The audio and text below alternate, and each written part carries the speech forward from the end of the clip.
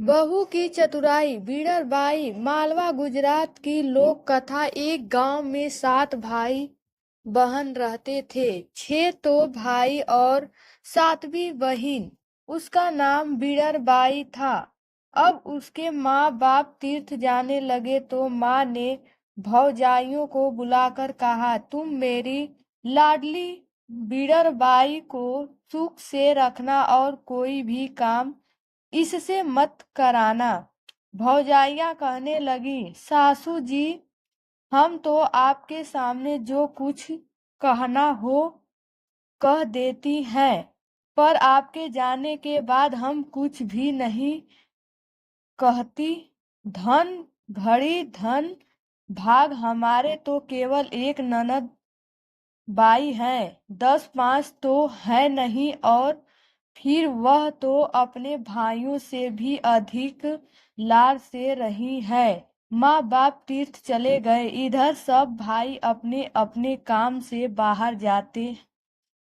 एक दिन सब भाई इसी तरह बाहर गए हुए थे। भौजाइयाँ बोली, चलो हम सब मिलकर पीली मीठी कोठ लाए। ननद उत्साही थी, बोली, हाँ भाभी, चलो जल्दी ले आए। सबकी सब पीली मिट्टी लेने गई। भौजाइयाँ खोदती तो पीली मिट्टी निकलती और ननद खोदती थी मोती निकलते। भौजाइयों ने पीली मिट्टी की टोकरी भरी, ननद ने मोतियों की। भौजाइयों ने देखा तो जल गई। मन में कहने लगी, राड न जाने क्या जादू जानती है, घर पर भी न जाने क्या टोना टोक करेगी। फिर वे कहने लगी, बाई तुम यहीं खड़ी रहो, तुमसे यह टोकरी नहीं उठेगी। हम अपनी टोकरियां खाली कर आए, फिर तुम्हारी ले चलेंगे। वे जाने लगी। बीडर बोली, नहीं भाभी, मैं भी चलती हूँ, उठा लूंगी इसे तो। नहीं बाई, तुमने इतना बोझ कभी नहीं उठाया। तुम्हें कहीं कुछ हो गया तो तुम्हारे भाई हमें खा जाएंगे। तुम तो थोड़ी देर यहाँ खड़ी रहो, हम अभी आती हैं। ननद बेचारी खड़ी खड़ी भौजाइयों की बाट जोहने लगी कि भौजाइयाँ अब आती हैं, अब आती हैं। पर भाभियों के मन का कपट बेचारी क्या जाने। बैठे बैठे सारा दिन बीत गया पर वे नहीं आई।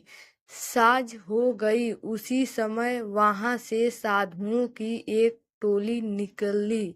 बीडरबाई ने एक साधु से कहा, महाराज मेरी टोकरी उठाओ। तो साधु ने देखा कि लड़की अकेली है। कहाँ बच्चा, तू यहाँ अकेली क्यों है? बीडरबाई ने सब हाल का सुनाया। मौका देखकर साधु उसे अपनी टोली में ले गया। बीडरबाई रोने लगी, पर वहाँ कौन सुनने वाला था। कई दिन हो गए, साधु ने उसे कहीं नहीं जाने दिए। धीरे धीरे वह उसे छोटे मोटे गांव में शिक्षा मांगने भेजने लगा।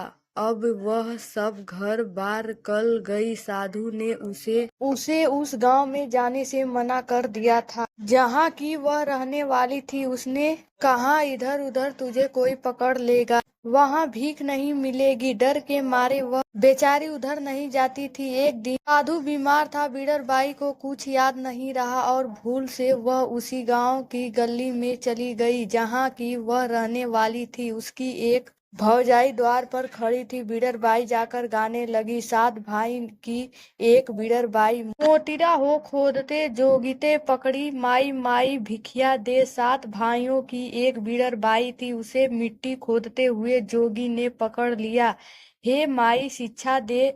भाभियों ने उसे देखा तो ललकार कर भगा दिया। वह सब भाइयों के घर होती हुई आखिर छोटे भाई के द्वार पर पहुंची। वहां भी उसने यही गीत गाया। इतने में उसकी माँ सामने आ गई। कहने लगी, बाई तू क्या गाती थी? एक बार फिर से तो गावसन। फिर से गा दिया। माँ की आंखों से आंसुओं की धार बहने लगी। बीडर की आंखें भी भड़भड़ा आई। माँ सोच रही थी कि ऐसी ही मेरी बीडरबाई थी। पीली मिट्टी खोदते से समय खान में दबकर मर गई, क्योंकि भौजाइयों ने आकर ऐसा ही बताया था। माँ कहने लगी, बाई तू रोज आया कर, मैं तुझे अपनी बेटी समझकर खूब चीजें दिया करूंगी। बीडरबाई को अपनी सब बात याद आ गई। उसने सारा हाल कहा तो माँ बेटी मिलकर खूब रोई। इस प्रकार बीडरबाई फिर अपने घर आ गई। अब माँ बाप ने उसका विवाह करने का विचार किया। उधर साधु को मालूम हुआ कि बीडरबाई अपने घर चली गई है, तो वह अच्छा होने पर वहां आया। उस समय बीडरबाई की सगाई हो रही थी। साधु बोला, सगाई तो करो, पर चेली तो मेरी है। जब उसका विवाह हुआ तो साधु आकर फिर कहने लगा, विवाह तो करो, पर चेली तो मेरी है। ससुराल जाने लगी। साधु फिर आया और कहने लगा, लाडो तो ले जाओ, पर चेली तो मेरी है।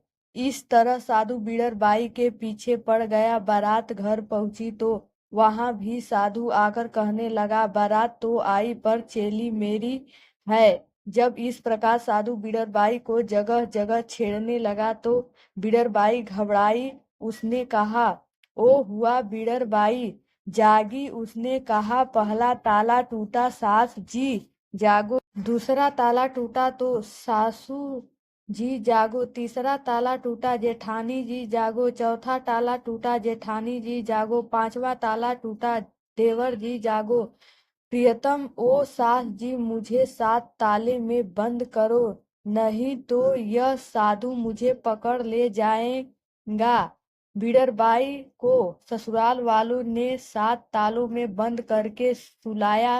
अंधेरी रात थी। रात को खड़खड़ा उठा, ताला टूटा, देवरानी जी जागो। 7वां ताला टूटा, प्रीतम जी जागो। इस तरह बीडरबाई ने सबको जगा दिया। उसी समय साधु ने 7वां ताला तोड़कर बीडरबाई के कमरे में प्रवेश किया। सबने मिलकर उसे पकड़ लिया और उसकी ऐसी परमत की कि फिर उसने कभी उस ओर आने का साहस नहीं किया। बीडरबाई अपने घर में सास ससुर की सेवा करती हुई आनंद के साथ रहने लगी। किस्सा था सो पूरा हो गया। सुनने वाले बूढ़े हो गए हैं।